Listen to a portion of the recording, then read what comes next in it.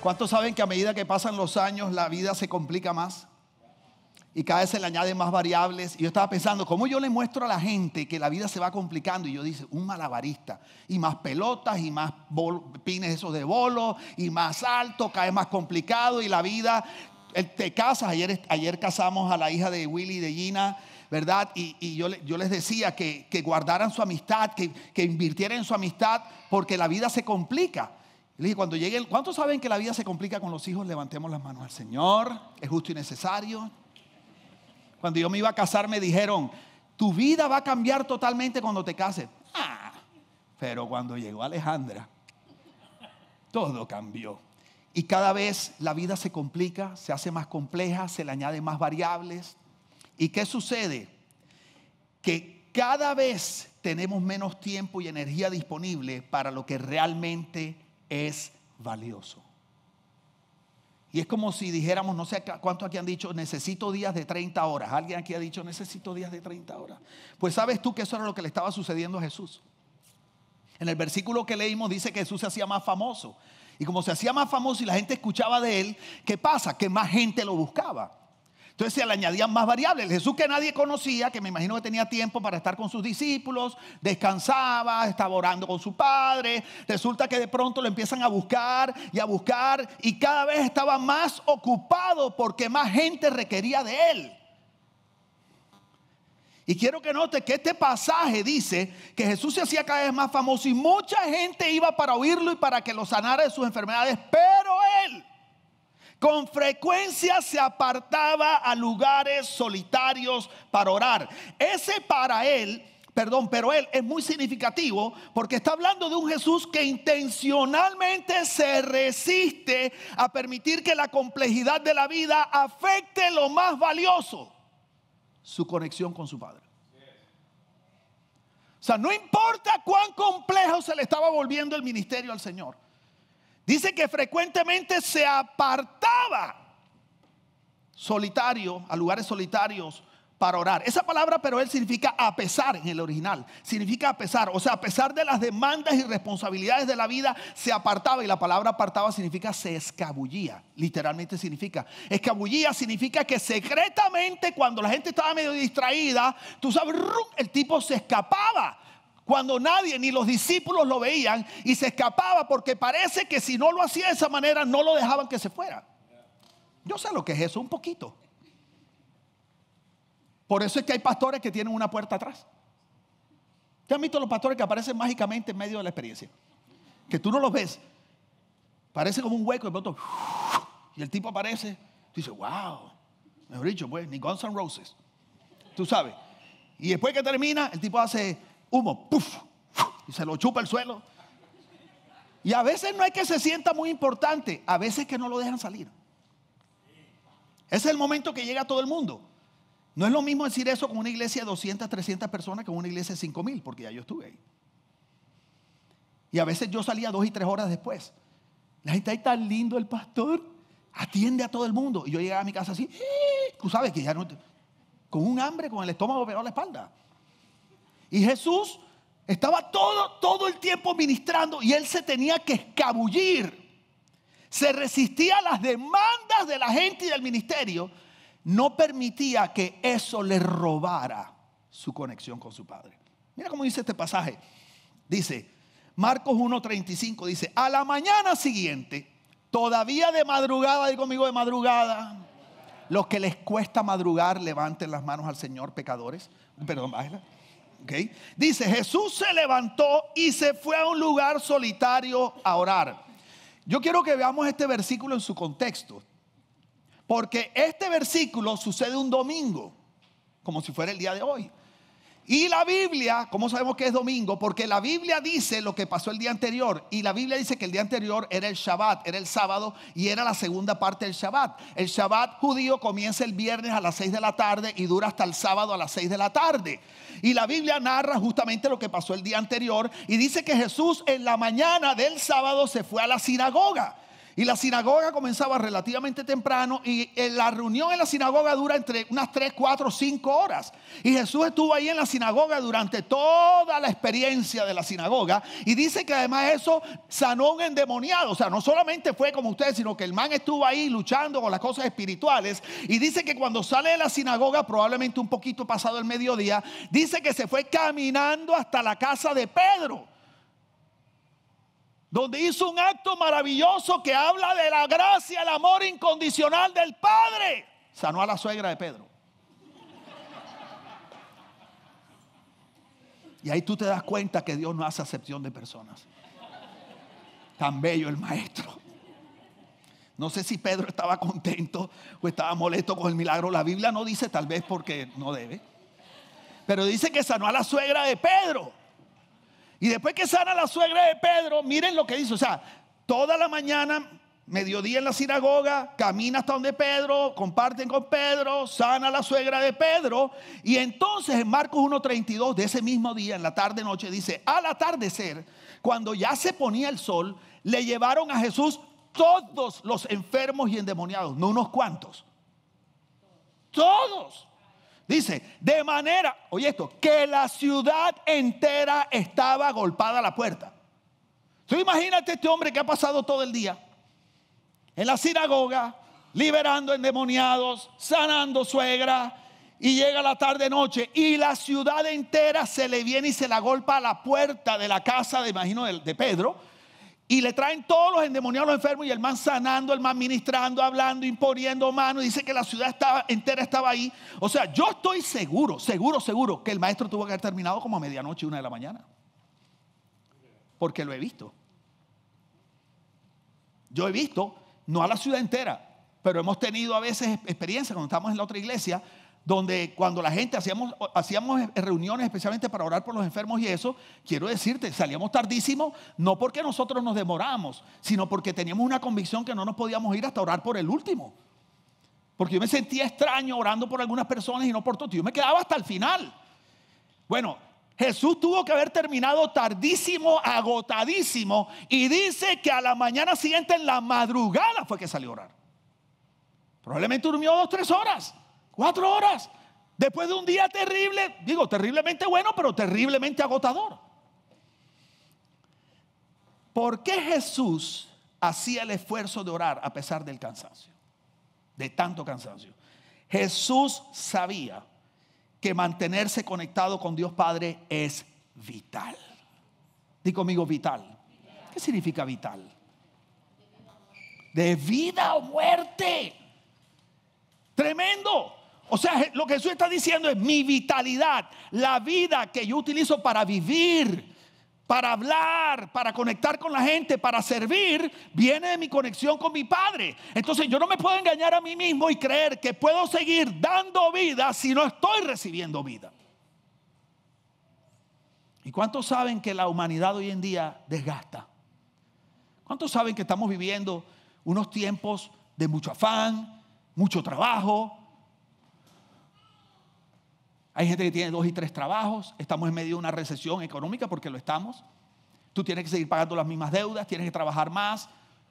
Entonces, ¿qué pasa? Que la vida se va complicando, y a Jesús se le complicaba, pero Jesús sabía que tenía que mantenerse con el Padre, porque eso era vital.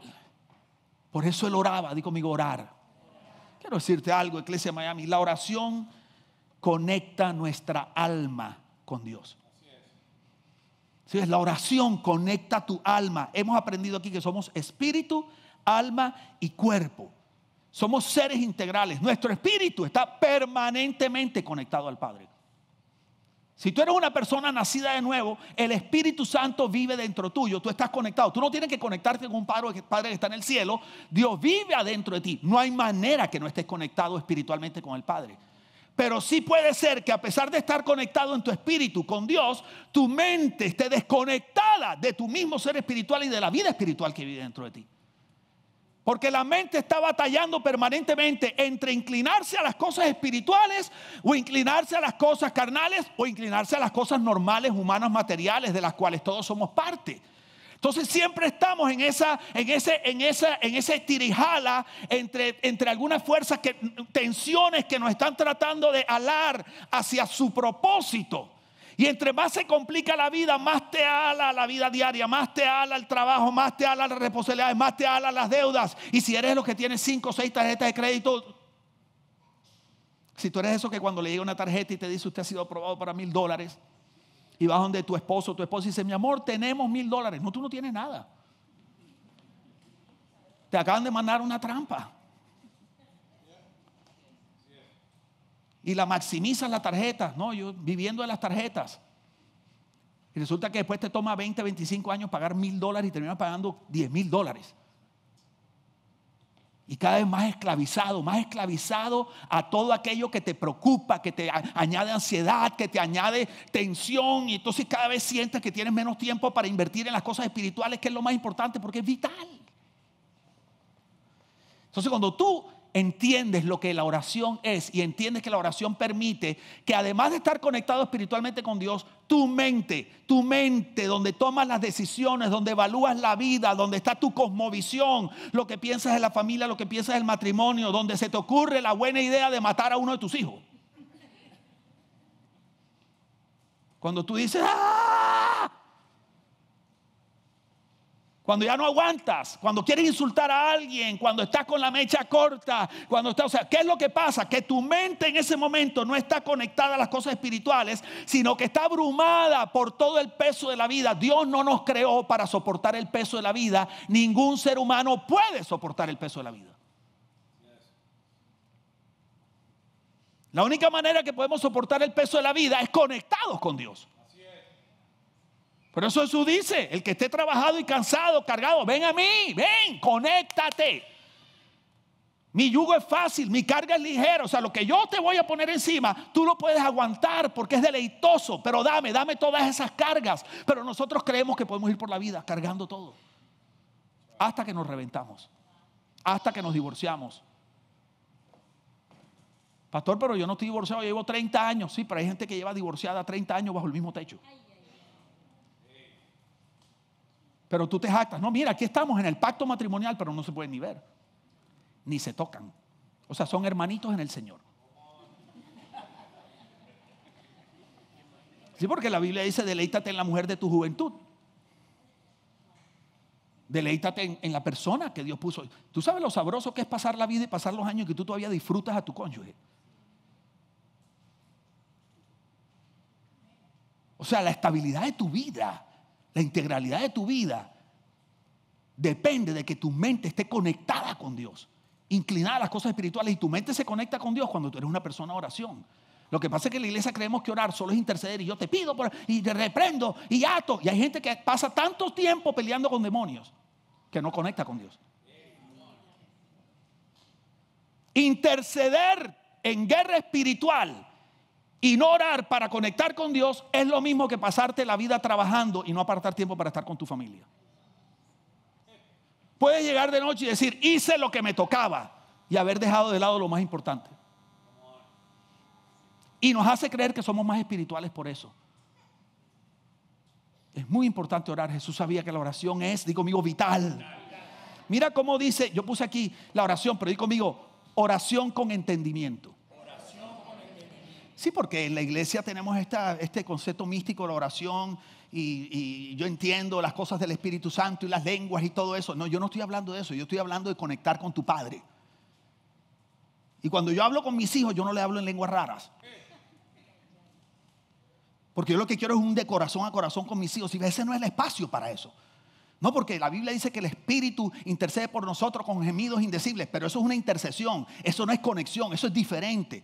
Es diferente ponerte en la brecha por otro, es diferente pelear por otro. No, yo estoy hablando de un corazón que se conecta con el corazón de su Padre. Y para eso tienes que hacerlo con el entendimiento, con las palabras que son las que tú entiendes, porque es tu corazón. Tu corazón necesita escuchar la voz de tu papá. Mira cómo dice Pablo en 1 Corintios 14:15, dice, ¿entonces qué? Yo creo que era paisa, ¿entonces qué? Sí, parece que Pablo era paisa, no me había dado cuenta de eso, Lina. Dice, oraré con el espíritu, pero también oraré con el entendimiento. Cantaré con el espíritu, pero también cantaré con el entendimiento. O sea, este asunto hay que meterle la mente. No hay tal cosa como ser tan místico y tan espiritual que tu mente se desconecte y sale de la ecuación. Esa es una espiritualidad enferma, una espiritualidad distorsionada. Es una espiritualidad irreal que no aplica a la vida diaria. Por eso la gente no conecta con la iglesia. Porque somos tan místicos que la gente normal no entiende ni lo que hablamos, ni lo que decimos. O sea, no entienden. Yo estaba pensando ahora en lo de Fort Myers.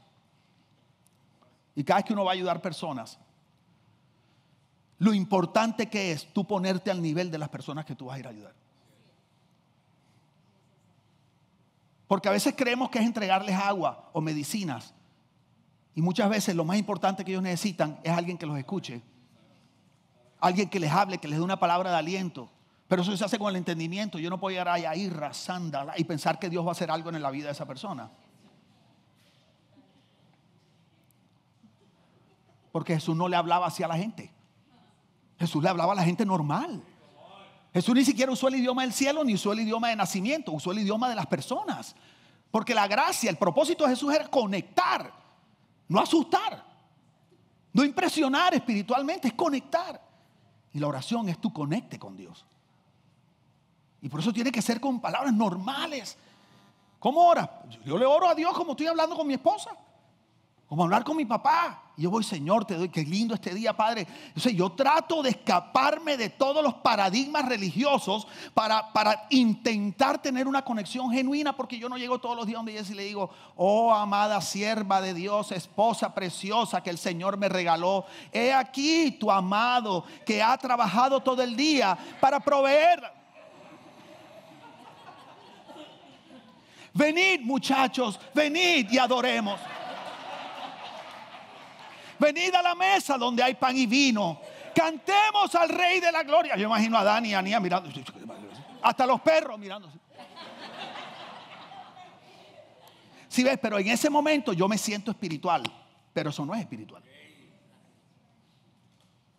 Eso es lo que yo creo que es espiritual. Entonces la oración. 3 cosas de la oración rapidito. Di conmigo. La oración es una relación, no un rito. ¿Qué es la oración? Una relación, no un tremendo. Porque es que nosotros a veces, cuando digo nosotros me refiero a los cristianos protestantes. No sé qué estamos protestando, pero los cristianos protestantes. Sí, porque hay gente que todavía está protestando como si fuera Lutero. Criticamos a los católicos porque ellos rezan y repiten. Entonces la iglesia cristiana se la pasa repitiendo también. Lo que pasa es que repetimos diferente a como repiten los católicos, pero repetimos lo que hemos repetido por generaciones. Padre, aquí venimos delante de tu presencia. Y inmediatamente dice, wow, ahí estamos, venga, tremendo. Venimos para adorarte, para contemplarte. Y cuando la gente te ve orar así en un grupo pequeño, se acerca y dicen, qué lindo oras tú. Pero yo no sé orar así. Si te dicen, yo no sé orar así, ¿puedes orar por mí? Entonces empieza la manipulación y el control de los líderes. Y el líder dice, oye, ¿verdad? Entonces a mí hay gente que viene y me dice, pastor, usted puede orar por mí porque como usted tiene palanca, usted tiene conexión directa, y a los líderes espirituales nos gusta que nos digan eso. Porque nos alimenta el ego y nos hace sentir necesarios. Y nos montamos sobre ese paradigma asqueroso de los sacerdotes levitas que ya no son de este tiempo. Porque en Apocalipsis dice que cuando Jesús murió y resucitó, a todos nos hizo reyes y sacerdotes para Dios nuestro Padre. Y dentro tuyo hay un sacerdote, dentro tuyo hay alguien que tiene acceso directo a Dios. Yo creo en que en la multitud de consejeros hay sabiduría. Yo creo en pedir consejo. Pero quiero que sepas algo. En esta iglesia te queremos enseñar que tu Padre quiere hablar contigo, quiere tener una relación contigo. No contigo a través de mí. Porque yo no soy el camino, la verdad y la vida. Solo hacia Alejandra y Estefanía. Soy el camino, la verdad y la vida, y nadie llega a ella si no es a través de mí. Pero con respecto a Dios, aclaro eso. Porque el camino y la verdad y la vida para llegar a Dani es Jessy. ¿Ok? Entonces di conmigo, la oración es una relación. Claro, por eso Jesús dijo, cuando oren, oren de la siguiente manera. Padre, Él está diciendo, oh, Jehová de los ejércitos, Dios altísimo de guerra. No, Jesús está diciendo, no, esto es un momento de conexión. Dios escogió llamarse Padre porque lo que te está diciendo es hay una relación. Esto es lo más importante para Dios. Dios te creó para relacionarse contigo, no para que tú le sirvas. La Biblia no es un manual de reglas y normas. La Biblia es la historia de un padre que está buscando a sus hijos. Y las reglas y las normas fueron puestas en el Antiguo Testamento para hacernos entender que ningún seguimiento de reglas y normas jamás podría conectarnos con el Padre. Y la Biblia dice en Gálatas que una vez llegado Jesús, dice que ya no estamos bajo la ley. Entonces, yo no tengo nada de esto ahí en el bosquejo, pero por alguna razón el Espíritu Santo me está poniendo a decirlo. Padre nuestro. Cuando tú llegas donde el Padre, tú llegas como un hijo, como una hija. Tú tienes total libertad. Dios no te dice, ven así, vístete así, ojo que hiciste esto. No. La Biblia dice que te acerques confiadamente al trono de la gracia de tu Padre. Gracia significa amor incondicional. Y dice que al que Dios viene, Dios no le echa fuera.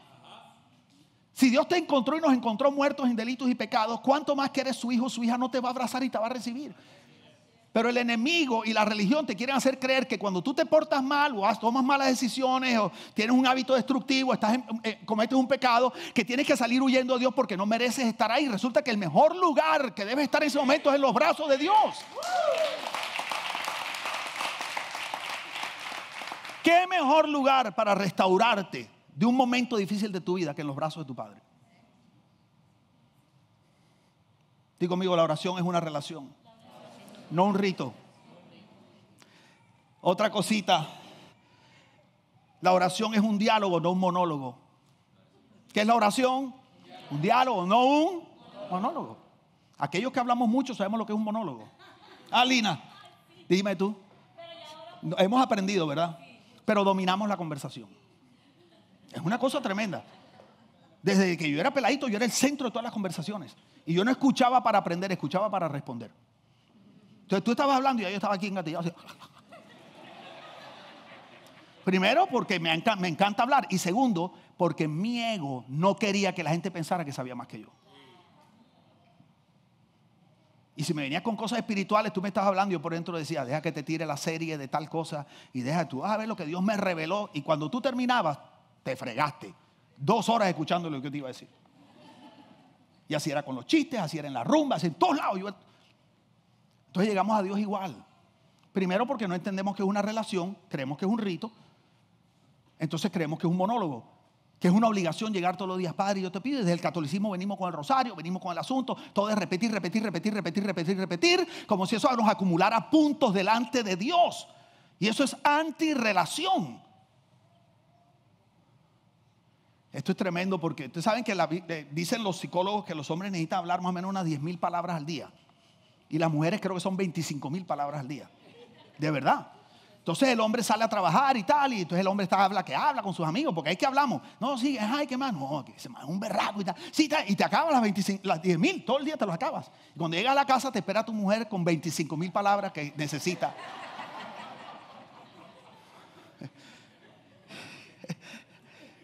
Y cuando tú entras, tu mujer está así como, vengan esas 25,000. Y tú vienes como, ya me acabé las 10,000. Dice, mi amor, José, cuéntame, ¿cómo te fue hoy? Y tú sientes ese hoyo negro que te absorbe. ¿Es o no? Y tú dices, bien. Tú dices, 10,000, una. ¿Qué más quieres? Ya. No, pero amplía. Muy bien. ¿Pero qué quiere Jessy? Jessy quiere que le diga, mi amor, esta mañana cuando me despedí de ti, quiero que sepas que yo caminé 7 pasos hacia la puerta y tomé la manigueta de la puerta con mi mano derecha, giré 45 grados a la derecha, procedí a abrir la puerta y en ese momento vi qué bello estaba el día y dije, este es el día que ha hecho el Señor. Salí.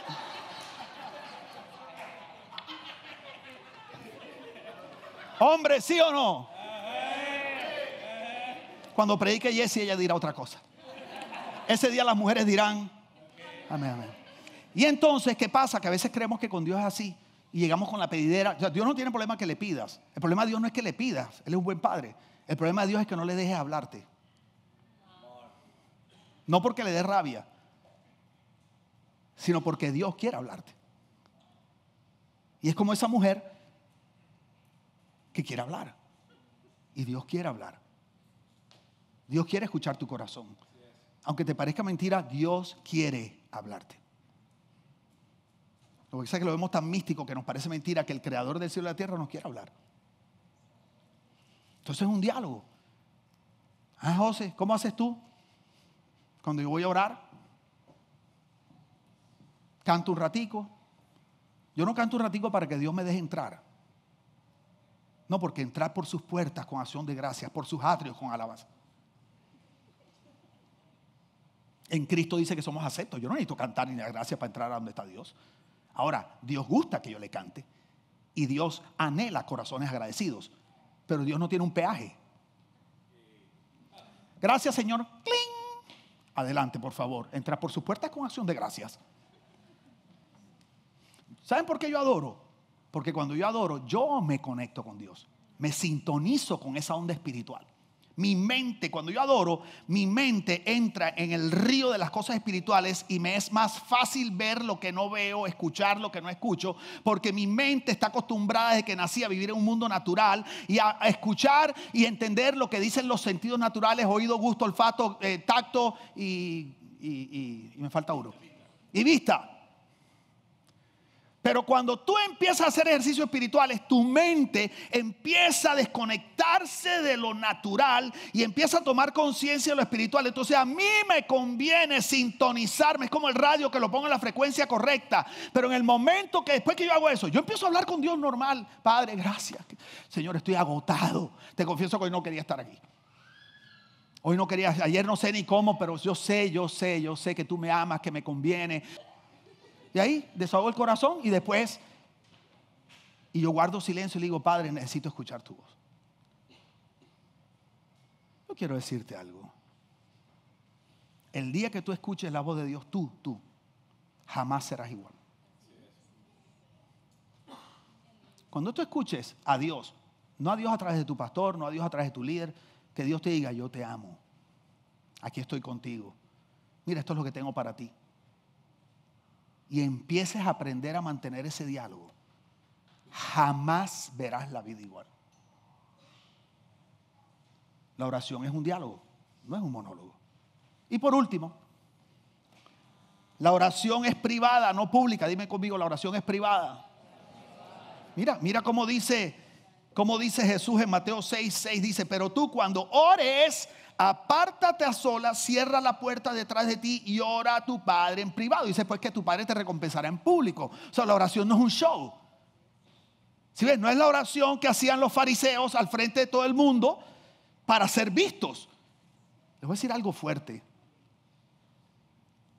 Los pastores tenemos que aprender a respetar la intimidad de la gente con Dios.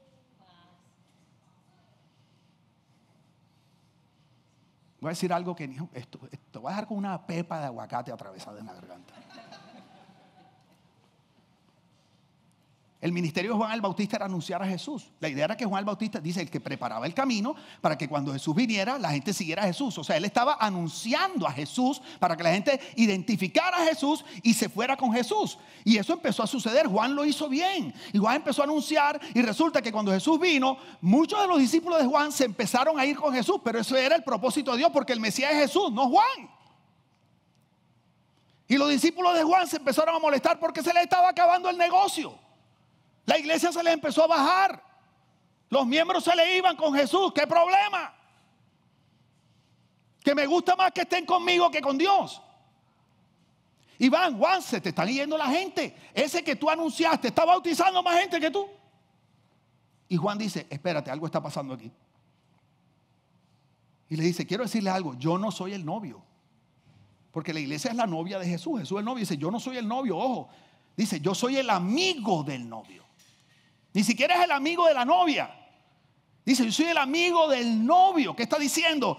Este novio me ha encargado a mí la labor de hablarle al oído de la novia y mantenerla enamorada del novio. Porque la novia debe estar con el novio, no con el amigo del novio.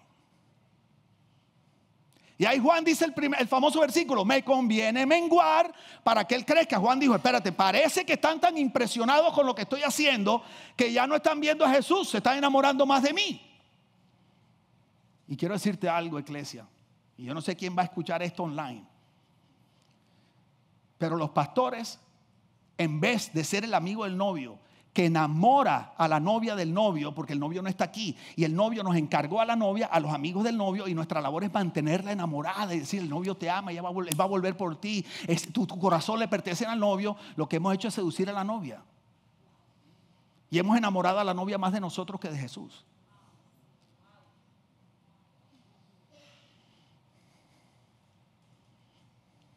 Y por eso la gente defiende más a su pastor que a Jesús.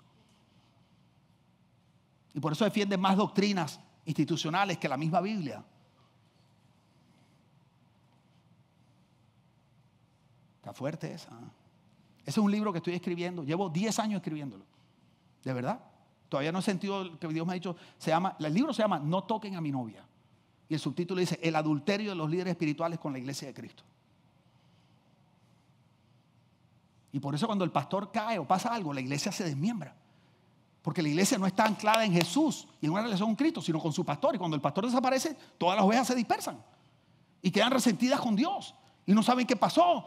Y su vida espiritual es un desastre. Es que no había vida espiritual. Lo que había era un evento de domingo, centrado todo en una persona que Dios usa de una manera especial. Pero esta no es la iglesia, la experiencia. Esto no es la iglesia son ustedes. Y esto es un lugar que venimos y nos reunimos para aprender, para que tú vivas la vida de iglesia donde estés, porque la iglesia es donde tú estés.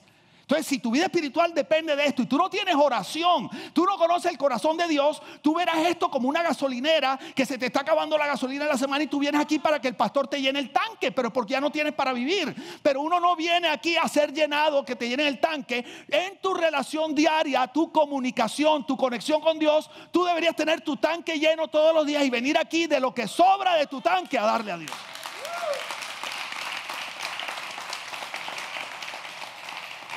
Porque no es solo tu generosidad o tu dinero, es tu adoración, es tu participación, es tu corazón. Venimos juntos a dar. O sea, los que damos no solo soy yo y la banda, todos estamos dando juntos. Yo solo estoy arriba para que ustedes me vean, pero realmente la tarima de Dios son ustedes, no soy yo. Esto no es un altar. Acerquémonos al altar. Bíblicamente esto no es un altar. Era un altar en los tiempos de los sacrificios. Esto no es un altar, esto es una tarima. Altar es donde se hace el sacrificio. Y cada vez que ustedes vienen, el sacrificio se hace en el corazón tuyo. Cuando tú vienes con tu manera de pensar, se te predica la verdad y tú la miras y dices, wow, no es como yo digo, es como Dios dice. Y adentro tomas la decisión de no seguir viviendo como tú piensas, sino como Dios piensa. Y esa renuncia es el sacrificio de dejar que Cristo se siga formando. Tu corazón es el altar de Dios. Y por eso cuando tengamos nuestro nuevo auditorio, el lugar alto van a ser ustedes, el lugar bajo va a ser este, porque hay que romper con ese paradigma de una vez por todas.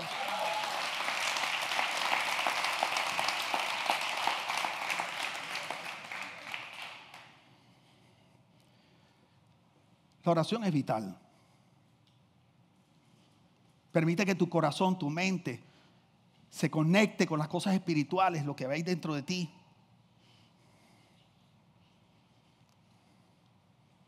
La oración es una relación, no es un rito. La oración es un diálogo, no es un monólogo. Y la oración es privada, porque es intimidad. Nadie tiene por qué estar juzgando tu manera de orar. Porque mi intimidad con Jessie es mía y de ella. Y que no me venga a decir cómo lo hago. No, porque hasta en eso la iglesia se quiere meter, hasta en la cama de la gente.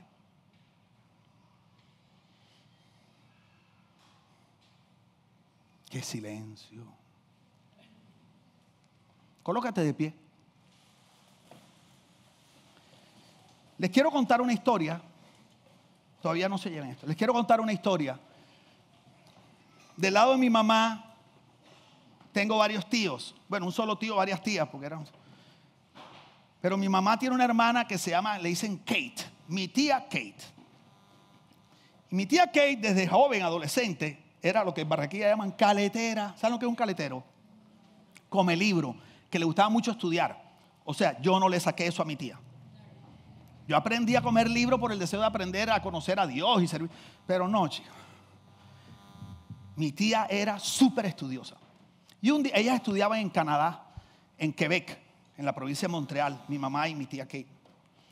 Y un día venían de vacaciones, tenían que bajar a Barranquilla. Y resulta que el avión en el que iban tuvo una emergencia grave. Y el avión aterrizó de emergencia, no sé qué pasó con el tren de aterrizaje, humo, es una cosa terrible. Y en ese momento dieron la instrucción que todo el mundo saliera huyendo, sacaron las cosas esas que bajan y todo el mundo corriendo por su vida. Y mi tía Kate se le dio por buscar sus libros de universidad. Entonces, en medio del humo, de la gente dando gritos y la gente tratando de huir por su vida, mi tía Kate iba corriendo hacia el lado opuesto porque quería buscar las enciclopedias y los libros que traía para estudiar. Claro, la azafata y la gente dice, señora, señorita, por favor. No, corre, no, mis libros. Ok, pregunta. ¿Los libros son importantes? Claro. Pregunta, ¿los libros de la universidad son importantes? Sí. Pero no era lo más importante. Lo más importante era la vida de mi tía y la vida de otros que ella estaba interrumpiendo al correr hacia el otro lado.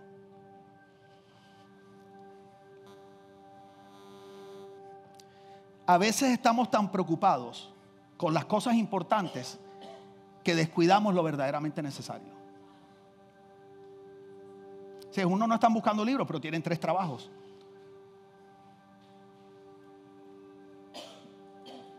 O se la pasan todos los días sirviendo en la iglesia.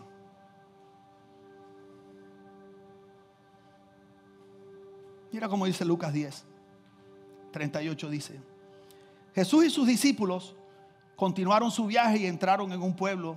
Allí una mujer llamada Marta los recibió en su casa. ¿Cuántos quisieran tener a Jesús en su casa así como de verdad que está ahí en la casa? Dice, ella tenía una hermana llamada María que se sentó a los pies del Señor a escucharlo. Marta estaba preocupada, digo mío, preocupada. ¿Cómo estaba Marta? ¿Y María dónde estaba? ¿Sentada dónde? ¿A los pies de quién? ¿Y Marta cómo estaba? Preocupada. Dice, pues tenía mucho que hacer. ¿Cuántos aquí tienen mucho que hacer? Seamos honestos, ¿cuántos tienen mucho que hacer? Mucho. Si yo te muestro mi to-do list, oye, el otro día lo hice y me cansé cuando terminé el to-do list. Terminé el to-do list y dije, me voy a dormir.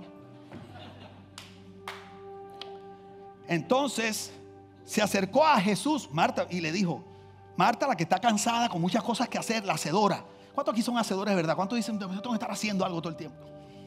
Y le dijo, Señor, ¿no te importa que mi hermana me haya dejado sirviendo sola? O sea, le está diciendo, ¿cómo te parece mi hermana? Tronco es floja. O sea, ¿cómo te parece? O sea, ella cree que está contigo es más importante que lavar platos. Qué descarada, chico. Ojo, que Marta estaba preparando la casa para recibir a Jesús. Pero te estaba tan preocupada por hacer que ya Jesús estaba ahí y no lo estaba disfrutando.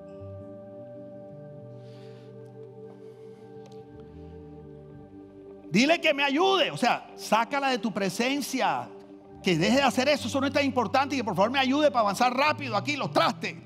Jesús le contestó, Marta, Marta, te preocupas demasiado por muchas cosas, pero solo una es necesaria. María ha escogido la mejor y nadie se la va a quitar. Escucha esto. Hay muchas cosas importantes en la vida, pero solo una es necesaria, nuestra relación con Dios. Necesitamos entender la diferencia entre importante y necesario. Pero es como el árbol, una planta que tú la sacas de la tierra. ¿Qué pasa si sacas una planta de la tierra? No se muere enseguida. O sea, tú no sacas la planta y la planta se... Tú la sacas y al quedar desconectada del lugar de donde ella extrae la vida, empieza a utilizar la vida que tiene adentro. Pero como no está replenishing, no se está revitalizando porque se desconectó de la fuente de vida, tarde o temprano se va a consumir la vida que le quedó adentro y ahí va a morir. Y eso es lo que pasa cuando no oramos. Que al principio no nos damos cuenta porque es como si el primer día tranquilo, el segundo día atrás, no pasa nada. Así pasa en la relación entre marido y mujer, es la misma cosa. No, mi amor, estoy trabajando tal cosa, pero resulta que ya no salen a comer juntos, ya no salen a cine, ya no oras, o sea, ya no estás con el Señor. ¿Por qué? Porque no sientes que te pasa nada hasta el día que te alcanza la muerte. Hasta el día que te empieza a agarrar la ansiedad. Hasta el día que te sientes sin vitalidad, hasta el día que estás tomando malas decisiones, el día que empiezas a atropellar a la gente, que le dices cosas malas, que se te sale, empiezas a caer en malos hábitos, y dices, Dios mío, ¿qué está pasando? Que te desconectaste de la vida. Pero es algo tan complicado entender que algo espiritual es lo único necesario. Ir ahí y decir, Señor, y yo te amo, Padre, háblame. Y entender que verdaderamente eso es lo que te da vida para todos los demás. Y eso es algo que yo no te voy a obligar. Solo tienes que probar tú. Tienes que poner a Dios en tu agenda. Hay iglesias, no, la agenda alrededor del Señor, seamos honestos, en el mundo que vivimos hoy, por lo menos ponlo en la agenda, man. Yo tengo a Jesse en mi agenda, nuestro Day Night está en la agenda. Así mismo agendado, y las mujeres dicen, ay no, pastor, yo quiero que te salga, a mi marido le salga espontáneamente. Pues nunca van a salir. No, está agendada. Imagínate con lo despistado que soy yo. 7 años, mi amor, esta noche nos toca cena. Yo protejo mi relación con mi esposa sobre todas las cosas y la de Dios más. Porque mi relación con Dios me hace buen papá, buen esposo, buen pastor. Ustedes me ven siempre amoroso, saludando. Dicen, ay, qué lindo es José. Agárrame unos días sin orar para que tú veas. Hasta el más bueno se le suelta la cadena. Y a veces le he dicho cosas y a mis hijos que yo digo, Dios mío, y las palabras tú no las puedes recoger otra vez. Una palabra que cuando ya tú te desesperas, cuando tienes un hijo, ya ni fue súper sensible por decirte, y a veces y yo me desespero porque yo soy todo papá, entonces, me da vergüenza, y digo, príncipe, perdóname, y yo sé que el perdón hace algo, pero quiero decirte, esa marca queda. Ten cuidado de ponerte a comenzar emprendimientos, proyectos, a casarte y todo eso sin haber hablado con Dios. Porque todo lo que tú emprendas, aparte de Dios, está condenado a la maldición. Todo lo que esté gobernado por el hombre y Dios no se aparte está condenado a la maldición. Por eso Dios le dijo a Adán, maldita será la tierra por tu causa. No la maldijo Dios, la maldijo Adán cuando decidió apartarse de Dios y creer que él solo podía salir adelante. Nada más importante que la oración. Hablar con Dios. No se trata de abandonar tus responsabilidades. No se trata de ser negligente. Se trata de darle a Dios la prioridad que Él se merece.